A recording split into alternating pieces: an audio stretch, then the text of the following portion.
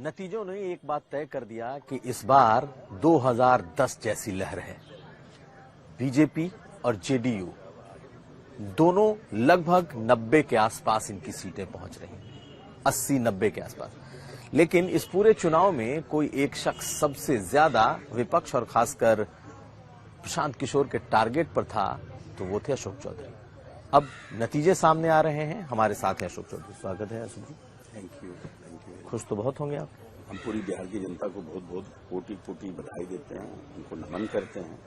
उन्होंने नीतीश जी और मोदी जी के चेहरे पर जो अपना विश्वास प्रकट किया है, और महादेव से प्रार्थना करते हैं कि उस विश्वास पर पूरी पार्टी और पूरा एनडीए खड़ा होते आने वाले 5 वर्ष। इतनी सीटें आ गई हैं कि किसी को इसकी कल्पना नहीं थी, और आपको लगता है कि एकदम से नीतीश जी ही मुख्यमंत्री होंगे, कोई वैकेंसी नहीं है? नीतीश जी को थे, हैं, रहेंगे। लेकिन एक होता है सरकार बनाना, और एक लहर में बगैर नीतीश जी की कल्पना की जा सकती है कि नहीं?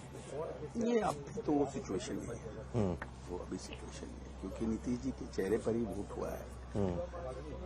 और नीतीश जी ने काम करके लोगों को दिखाया है, इज ए क्रेडिबल फेस अभी के बिहार की पॉलिटिक्स में।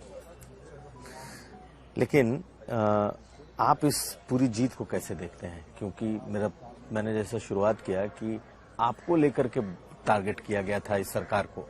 नहीं, तो अब ये है ना कि ये तो जनता ने, हमने उस समय कहा था कि हम पहले, हमारा इलेक्शन है, पहले इलेक्शन देखते हैं। तो आप इस तरह से एरोगेंस और एग्रेसिवनेस को जनता ने रिजेक्ट कर दिया। हमको तो नहीं लगता है कि 4-5 सीट पर भी जमानत बचा पाएंगे।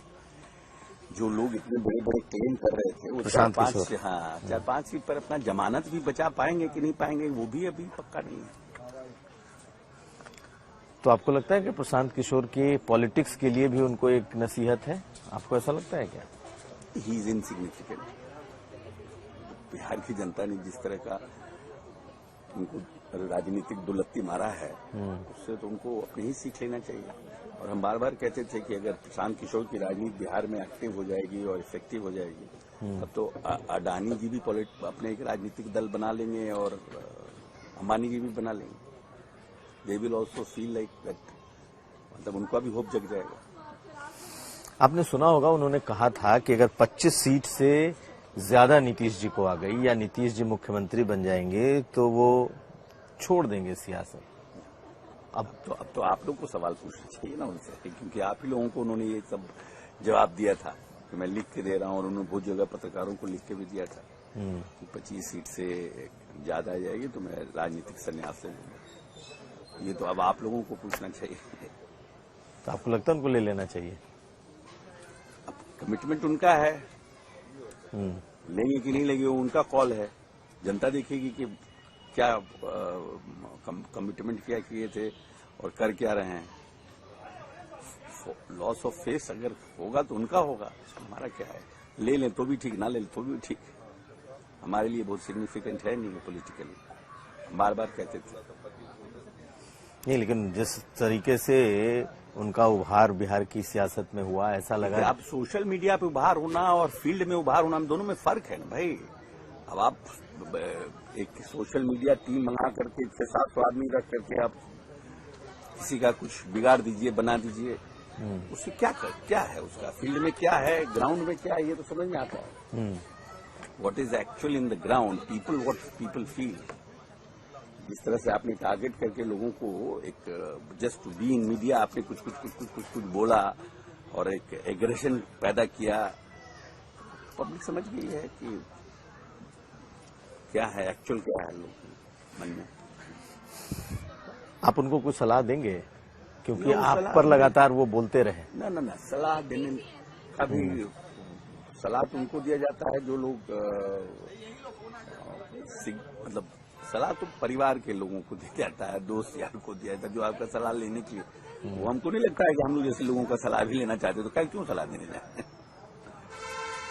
तो बात तो आपकी जीत की हो रही है, लेकिन प्रशांत किशोर के हार की भी उतनी ही चर्चा होगी, क्योंकि जब चुनाव हो रहा था तब सबसे ज्यादा चर्चा में वो बने हुए थे।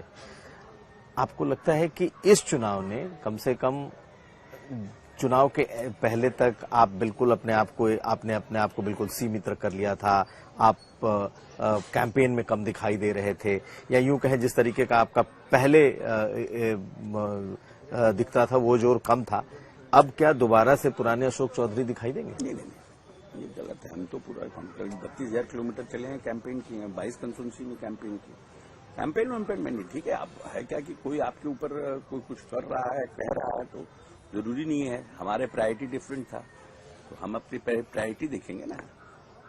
घर में अगर कोई घर में आग लग गया है, तब अब हमको गाली कौन दे रहा है, उसको फरियाने जाएंगे, पहले घर देखें।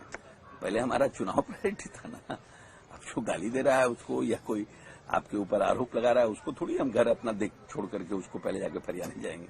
पहले तो घर आदमी आना ठीक करता है। घर ठीक हो गया है, फिर देखा जाएगा उसको भी। अब क्या देखेंगे उनको?